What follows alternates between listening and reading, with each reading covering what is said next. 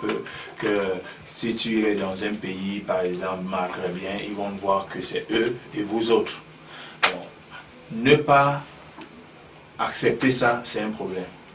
Ça veut dire que c'est un combat qu'on doit mener. On doit mener tous les jours. Parce que même ici, comme tu dis, il y a des chaînes où on peut mettre des vidéos, mais ce n'est pas à l'image des mondains. Les mondains ont beaucoup plus de facilité déjà parce que les faroteurs le font sans poser de questions dans quelle église tu viens, hein, ou t'appliquer un photomètre ou un syntespiroscope, savoir avant de savoir. Donc, eux, facilement, tu cites le nom de quelqu'un, il enlève 1 million, 2 millions, il te donne, tu vas en studio, tu fais des choses. Je veux dire, les combats seront toujours les mêmes. À l'échelle internationale, il faut se battre. Tout comme ici, tu ne te bats pas pour aller avec tes vidéos dans les chaînes, toi-même, les proposer. Si tu n'as pas une maison, une grosse maison de production qui s'occupe de ça. À défaut de ce que tu veux avoir, utilise ce que tu as. Comme vous le faites si bien ici, c'est la même chose. Si ça te prend de prendre tes CD et de les proposer, aujourd'hui, le monde est ouvert avec les réseaux sociaux. Si ce n'était pas ces réseaux sociaux, je ne sais pas comment est-ce que je vais faire aujourd'hui. Aujourd'hui, on organise tout un concert avec Facebook.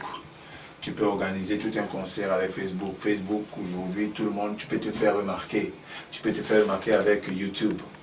Tu peux te faire remarquer avec les Instagram et tout ce qu'il y a là. En attendant que tu touches une personne clé que Dieu met sur ton chemin, parce que lorsqu'on parle des médias, maintenant on parle des gros financements. Et les gros financements, c'est vraiment une aubaine qu'il faut que Dieu envoie quelqu'un qui va venir maintenant faire exploser ce que tu as déjà commencé. Donc à un autre niveau, moi je crois le conseil que je donnerais après le temps que j'ai passé, c'est qu'en sortant mon album en 2003, je le faisais dans ma tête en attendant. En attendant, pourquoi? J'attendais un producteur qui va payer pour tout. Il m'achète même une voiture. Il me loue une maison, comme nous tous nous rêvons.